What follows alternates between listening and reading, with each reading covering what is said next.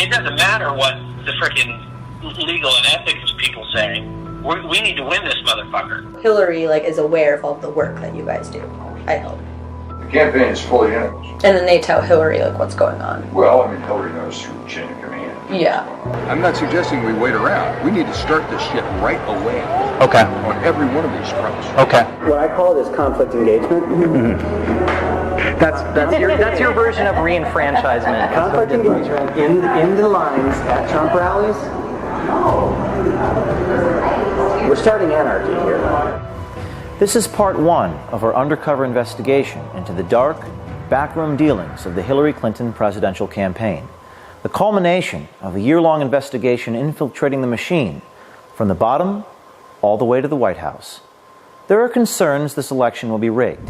What you're about to see will make you uncomfortable and angry. It's graphic, uncensored, and disturbing. Our attorneys say there is strong evidence of criminality, and this is just part one. A lot of pre-union guys, they'll do whatever Oh yeah. you want. Yeah. They're rock and roll. So I'm basically Deputy Rapid Response Director for the DNC for all things Trump on the ground. Nobody's really supposed to know about me. No, I'm saying, we have mentally ill people that we pay to do shit. Make no mistake. This guy named Cesar Vargas is his name. I got a priest to cry on camera once. You know, Brad and Bob and Lux and myself are all part of the old school method where it doesn't matter what the freaking legal and ethics people say. We need to win this motherfucker. So Bob is really good friends with him, and talked to him this afternoon. And they are all in. If we can get 25 grand, they're all in. There is a narrative that supporters at Trump rallies are violent and dangerous, looking to beat up protesters who don't agree with them. But our undercover investigation into the Hillary Clinton Democratic Party machine reveals a very different story. If you're there and you're protesting and you do these actions, you will be attacked at Trump rallies. That's what we know. So that's part of the process That's of eliciting the reaction. The whole point of it is we know that Trump's people will freak the fuck out. His security team will freak out, and his supporters will lose their shit. This is Scott Fogle. He is the National Field Director for Americans United for Change. He used to work for People for the American Way, an organization funded by George Soros. He also has his own company called the Fogle Group. He is one of the dark operatives for the Clinton campaign. We are contracted directly with the DNC and the campaign, both. Yeah. I am contracted to him, but I answer to the head of special events for the DNC and the head of the special events and political for the campaign. The campaign pays DNC, DNC pays Democracy Partners pays the Fogle Group, the Fogle Group goes and executes the shit on the ground. Democracy Partners is a private political consulting company with deep ties to Hillary Clinton, Barack Obama's White House, and the Democratic National Committee. We are the primary mechanism as a team. Democracy Partners is the tip of the spear on this. Wherever Trump and Pence are going to be, we have events. Okay. And we have a whole team across the country that does that. Both consultants and people from the Democratic Party and the Democratic Party apparatus and people from the campaign, the Clinton campaign. My role with the campaign is to manage all that. Bob Creamer is Democracy Partners. He is the husband of Jan Schakowsky, a Democratic congresswoman from Chicago, and in 2005 he pled guilty to tax violations and bank fraud. He was convicted and sentenced to 5 months in prison and 11 months of house arrest. He founded Democracy Partners in 2011. Just for a little orientation, Democracy Partners is kind of a group practice of a variety of consultants that do essentially a wide variety of different kinds of political consulting. I work with Bob Kramer one-to-one all the time. I'm the white hat. Democracy Partners is kind of the dark hat. Bob Kramer is diabolical, and I love him for it. Yeah. This investigation has revealed compelling evidence of a dark money conspiracy, a violation of federal campaign coordination laws between Hillary Clinton's campaign, Priorities USA, Hillary's super PAC, and the Democratic National Committee. We have a clip deliverable that we have to deliver every day for our groups of clients who are involved in these projects. AUFC, A4C, which is Alliance for Change, Alliance for Retired Americans, which is part of AFL-CIO. They're one of our partners on the AUFC stuff for social security. Depends on the issue. And then there's the DNC and the campaigns and priorities. Priorities is a big part of this too. The campaigns and DNC cannot coordinate with priorities, but I guarantee you that the people who run the super PACs all talk to each other, and we and a few other people are the hubs of that communication. Like, so you're kind of like intermediaries between the super PACs and the DNC, but the DNC, they can't talk to each other. Okay. But you guys are kind of like... We're consultants, so we're not the official entity. And so those conversations can be had between consultants who are working for different parts. Yeah. Okay. That's why there's Bob, who's the primary there, and I'm a sub to him, and I'm also primary to AUFC separately. That's why. So there's like a Morse code between the DNC and the super PACs. It's less of a Morse code than it is a text conversation that never ends. It's like that. It's kind of like an ongoing Pony Express. Okay, so I mean that's not as efficient as it could be, but that's because the law doesn't allow it to. The thing that we have to watch is making sure there's a double blind between the actual campaign and the actual DNC and what we're doing. There's a double blind there. So that they can plausibly deny that they knew anything about it. Scott Fovel is Kramer's attack dog. Fovel and his people train the agitators to go to Trump rallies, and nothing is left to chance. There's a script. Oh, there is a script. There's a script. Okay. There's a script of engagement. Sometimes the crazies bite, and sometimes the crazies don't bite. They're starting confrontations in the line, right? They're not starting confrontations The volunteers. in the rally, because once they're inside the rally, they're under Secret Service's control. When they're outside the rally, they're more effective out. They're harder to get in. The media will cover it no matter where it happens. I assume it's always in the rally. Initiating the conflict by having leading conversations with people who are naturally psychotic. Right. Okay, I mean, honestly, it is not hard to get some of these assholes to pop off. Right. It's a matter of showing up to want to get into the rally in a Planned Parenthood t-shirt. Or, you know, Trump is a Nazi. You know, you can message to draw them out and draw them to punch you. Fovel boasts about the extent of his network of operatives. So here, you have a schedule of events. We update this on an ongoing, rolling basis every morning. Those are all the Trump appearances. These are all the Trump and Pence appearances. Tomorrow, for instance, we are turning out 500 people in front of the Trump International in D.C.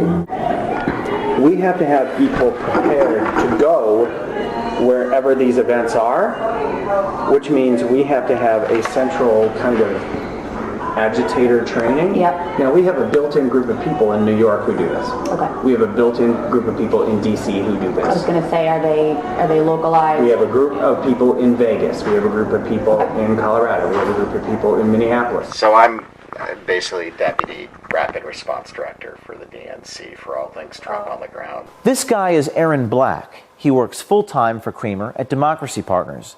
He directs the spontaneous protests at Trump and Pence events. His real name is actually Aaron Minter. We don't know why he uses the name Black. Nobody's really supposed to know about me. So the Chicago protest, when they shut all that was us. It was more him than me, but none of this is supposed to come back to us because we want it coming from people. We don't want it to come from the party. So if we do a protest and it's DNC protest, it's right away the press is going to say partisan. But if I'm in there coordinating with all the groups on the ground and sort of playing field general, but they're the ones talking to the cameras. Then it's actually people. But if we send out press advisories with DNC on them and Clinton campaign, it doesn't have the same effect. We have to be really careful because what we don't need is for it to show up on CNN that the DNC paid for X people to. That's not going to happen. So, B and I did the Chicago Trump event where we shut down the light bulbs. Yeah. Zulema Rodriguez and Aaron Black are bragging about a protest last March that turned extremely violent and led the Trump campaign to cancel a huge rally. Fights broke out between protesters and Trump supporters, and 2 Chicago police officers were injured. Based on our reporting, the event was not spontaneous. We have a call with the campaign every day to go over the focuses that need to be undertaken. I just had a call with the campaign and the DNC. Every day at 1 o'clock. We met her at the Republican convention in Cleveland in July. And then we also did the Arizona one where we shut the highway down. Yeah, really? Yeah. This Clinton dark machine is also prepared for the fallout from the violence they foment at the Trump rallies and other demonstrations. Because the one thing I'm never going to do is have some kid get punched out at a rally and then not have his doctor bill and his legal bill, if he gets arrested, pay for it. Ultimately, the whole endeavor is to get negative press of Trump and his supporters in local and national media. It's something that Bob and I obsess about. Is we're not going to go to an effort to just do an event and not have anybody show up or not have it covered.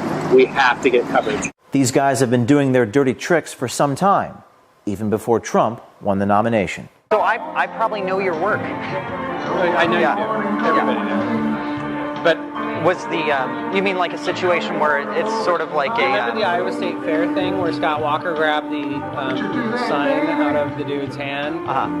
And then the dude gets kind of roughed up right in front of the stage right there on camera? Yeah. That was all us. The guy who got roughed up is my counterpart who works for Bob. And that was like storyboarded, that him getting roughed up, remember? We scenarioed it.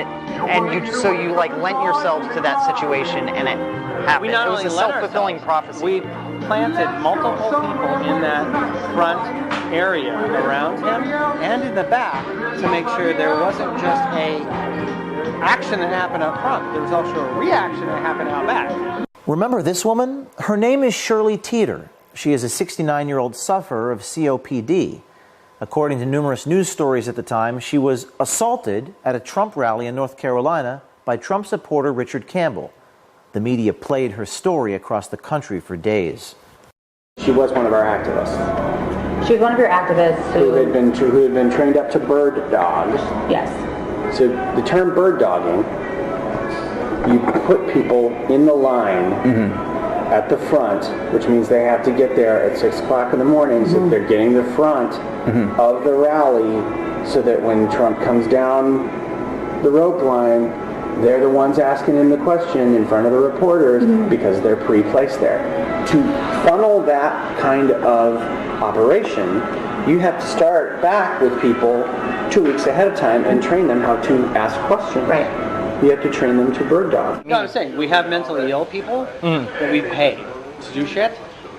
Make no mistake. Over the last 20 years, I've paid off a few homeless guys to do some crazy stuff, and I've also taken them for dinner, and I've also made sure they had a hotel and a shower, and I put them in a program. Like I've done that, but the reality is a lot of, especially in our union guys. A lot of union guys, they'll do whatever you want. Yeah. They're rock and roll.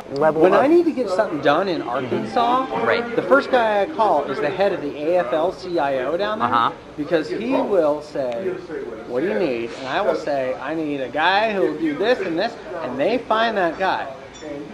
And that guy will be like, yeah, hell, let's do it. Bird dogging. Bird dogging. It's a word we had not heard until we got into this investigation. But when we checked the WikiLeaks Clinton emails, we found references to the term in emails to and from the campaign. This is a chain where Clinton campaign manager Robbie Mook suggests it might be a tactic to employ to shore up support with Hispanic voters. After our report, they may also need some help with the people in Iowa and Wisconsin. So I have to be really honest. Iowa is a difficult case because it's a 50-50 state, and honestly, half the state is racist as fuck. I came home last night and really I was upset because that's not the way I was raised, and that's not the Iowa that I grew up in, but you kind of have to accept that that's the way it is. Now, It's not who you are, but that's what the state is. right, Wisconsin is just as bad. Okay. I'm Hillary Clinton, and I approve this message. Corruption. As you can see, it's alive and well in our country, and you're paying for it. As we continue to release more videos, you must hold the mainstream media to account to further investigate what we've uncovered. America, our war is here. We must decide if we're going to save this country or lose it. To quote Abraham Lincoln, America will never be destroyed from the outside. If we falter or lose our freedoms, it will be because we destroyed ourselves.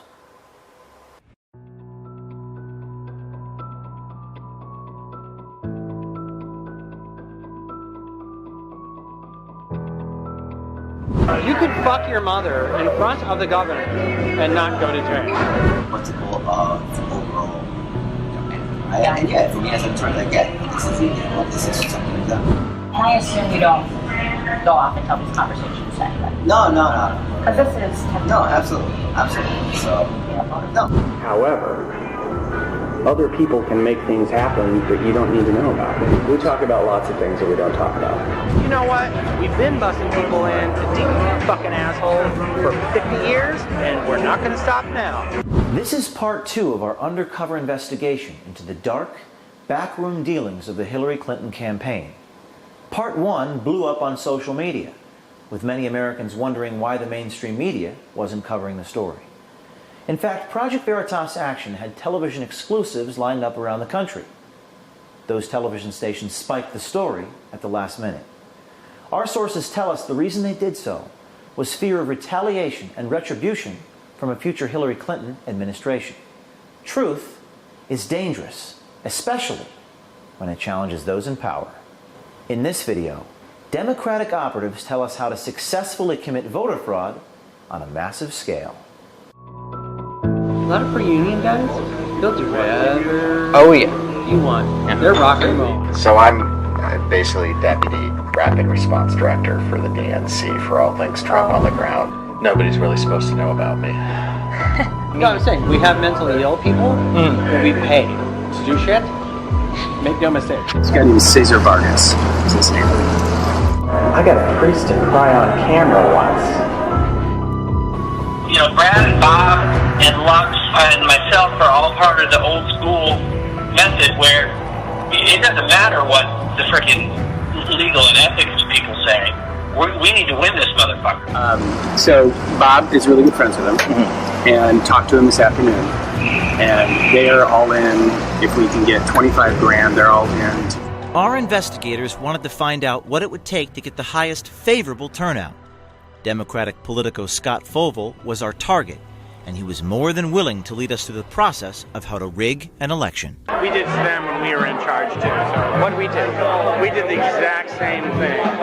Only we manipulated the vote with money and action, not with laws.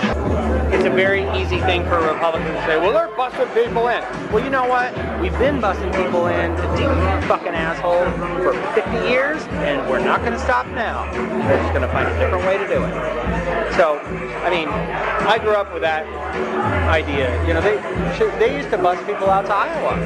If we needed people out there, we used to bus people out to Iowa. When we met Scott Fovel, he worked for People for the American Way, an organization funded in large part by George Soros. He now works for Americans United for Change. It's a nonprofit that claims to, quote, move America in a new, better direction, unquote. With guys like Fovel working for them, we wonder what direction that might be. When I do this, I think as an investigator first. Good. Yeah. Work backwards. Yes. Yeah, that's great. I used to do the investigation. Yeah. Different method. I think backwards from how they would prosecute if they could, and then try to build out the method to avoid that. The plan that was discussed was how to bring people from one state into another state to vote illegally. They could invalidate. Well, okay, let's just say, in theory, if a major investigation came up of major vote fraud that way, how would they prove it and who would they charge? Are they going to charge each individual? Oh, sorry. Are they going to charge each individual with voter fraud? See, that's are they going to go after the facilitator for conspiracy, which they could prove? And it's one thing if all these people drive up in their personal cars. If there's a bus involved, that changes the dynamic. So it's the legality. Well, because you can prove conspiracy if there's a bus. Yeah. If there are cars, it's much harder to prove. And there's enough money. If there's enough money, then you have people drive their POV. Absolutely. Or you have them drive rentals. Yeah, with Wisconsin license plates. Absolutely. Well, you can't have them with Wisconsin license plates because rentals here, most of them don't have Wisconsin license plates. Oh. But there's these things called used car auctions. Used car auctions, the titles belong to some unknown company. They're company cars. And you know, these are multiple employers. These are not all one employer. You use shell companies. Yeah. Cars come from one company, the paychecks come from another. There's no bus involved, so you can't prove that it's en masse. There you go. So it doesn't tip people off. There you go. That's what I'm saying. See, okay, yeah. So now I'm starting to see that. Yeah. Okay. Yeah. When I do this, I think as an investigator first. Good. Yeah. Work backwards. Yes. Yeah, that's great. I used to do the investigation. Yeah. Different method. I think backwards from how they would prosecute if they could, and then try to build out the method to avoid that. So, okay, so you're saying shell company, you're saying the car... if the car has a Wisconsin license plate and is owned by a third entity, then it's much harder to prove that these people drove in from out of state.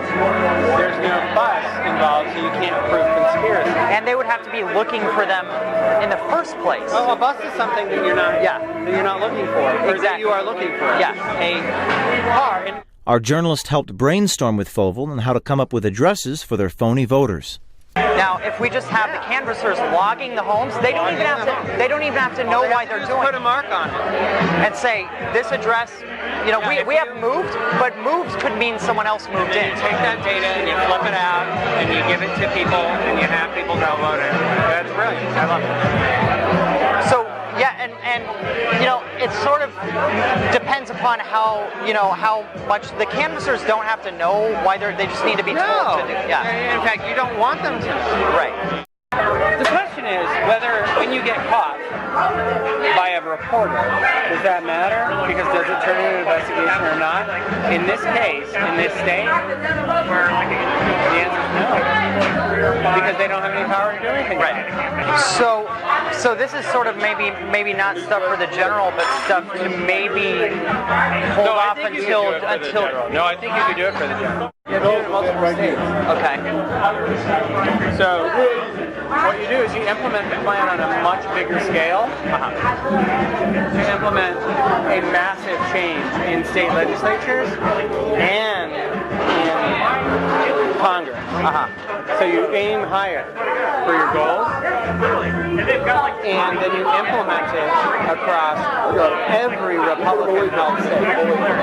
I'll let you know what goes with. So starting on the grassroots, That's honestly the ripest environment to do it in. Two, within striking distance. Michigan, Indiana. Least restrictive donation caps and campaign finance laws and investigation and any investigative arms and any of that. Like, they have weakened it so bad in these 3 states. You could fuck your mother in front of the governor and not go to jail. If you had enough money to go like this. Fovel then told our journalist that he knew the guy that makes stuff like this happen. So Bob Kramer comes up with a lot of these ideas. I work with Bob Kramer one-to-one all the time. I'm the white hat. Democracy Partners is kind of the dark hat. I will probably end up being a partner there at some point. Because our philosophy on this is actually the same. Bob Kramer founded Democracy Partners in 2011. He is the husband of Jan Schakowsky, a Democratic congresswoman from Chicago, and in 2005 he pled guilty on tax violations and bank fraud. He was convicted and sentenced to 5 months in prison and 11 months of house arrest. One of the things that Steve was talking to Scott about, that he passed on to me, and I think it's one of the reasons why I got in touch with you, he envisioned, what do you need to be able to vote in some of these new voter, what do you really need, okay? What makes you a citizen? And if you look at that checklist, it's an ID card of any kind that shows you who you are, and a pay stub that shows you're getting paid at a local address someplace. I mean, to get registered. Yeah, to get registered. Yeah. So you go in and register. If you have those 2 things, you're registered to vote. So if you, let's say I had a business inside of, say, Illinois or Michigan, and I hired people, and I had addresses for them, I could write them checks for those. I could use them as day laborers or whatever, and use them and find my way around the voter registration laws for Hispanics. That's one thing. I'm actually, that idea, when he gave it to me, I was like, that sounds like something, we could register huge numbers of people that way. Well, that kind of thing kind of stuck in my craw when he mentioned it to me. All right, let me, on that front, I'm going to write down these options. Let me see if I can chat with the people who are most involved in Hispanic voter registration. Okay. And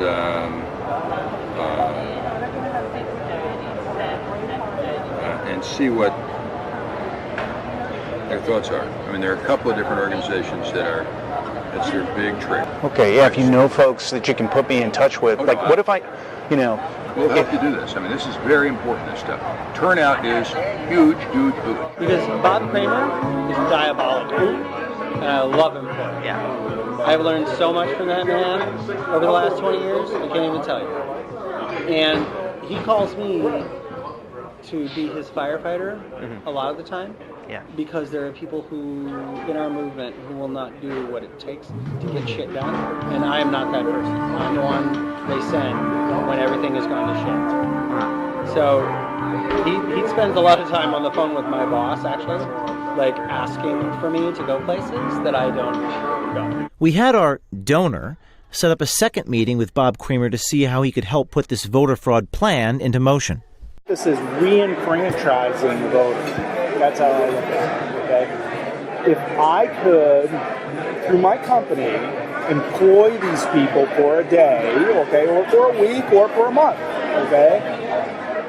And I could find work for them, useful work for them, and issue corporate IDs for them. Here's my fear. We can run this by our lawyers. Okay. My fear is that someone would decide that this was a big voter fraud scheme. Kramer hesitated to help our donor pull off the voter fraud scheme that Fovel created. Bob came back to me and asked me, what is he talking about? I told him what we were talking about. What you did. And he said, well, I'm not going to touch that with a 10-foot pole now. Right. I go, nor should you. Good advice. Nor should you. Okay. He goes, good, I'm glad we're on the same page there. I said, however, other people can make things happen that you don't need to know about. And he goes, so that's where I think this goes. Yep. But you do understand, he's still going to have to know about it. Mr. Creamer? Yes. Well, I mean, is that okay as long as it's outside of... Okay. Now... We talk about lots of things that we don't talk about. Fovell told us about a guy in New York that works with Creamer a lot. We wondered if he was the guy who could pull off the voter fraud scheme. This guy named Cesar Vargas is his name. So Bob is really good friends with him, and talked to him this afternoon. Vargas is an interesting character. He is the co-founder of the Dream Action Coalition, a New York lawyer and a dreamer himself. Born in Mexico, Vargas is an undocumented alien. What he was innocent was transformed, was had this idea, and Scott made it seem possible, but said it wasn't possible to happen. But I even know if it's actually possible is, essentially getting a bunch of people, on a bus or whatever, taking them around the country. They legally can vote, so they can vote. At the same time, they're also getting work permits under a different name and voting again on behalf of people who cannot vote.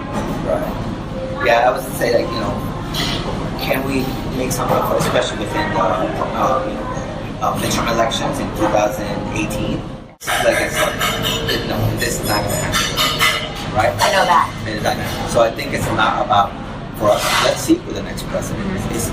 If it's Donald Trump, it even makes more sense. The issue would be even more incredible and much more opportunity for us to jump into this. Right. If it's Secretary Clinton and the 49D laws are loosened and we have much more opportunity for people to vote, and we have immigration reform, it's not going to be as significant, right? If you keep off the bridge, can I tell them that possibly help us do that? Yeah, no, absolutely. Count me in. We don't go off and tell these conversations to anybody. No. Because this is no, absolutely. As an activist, do we want to do this? Do we want to take a chance? Let's talk about it. We have to do a better job of making our people do what they're supposed to do.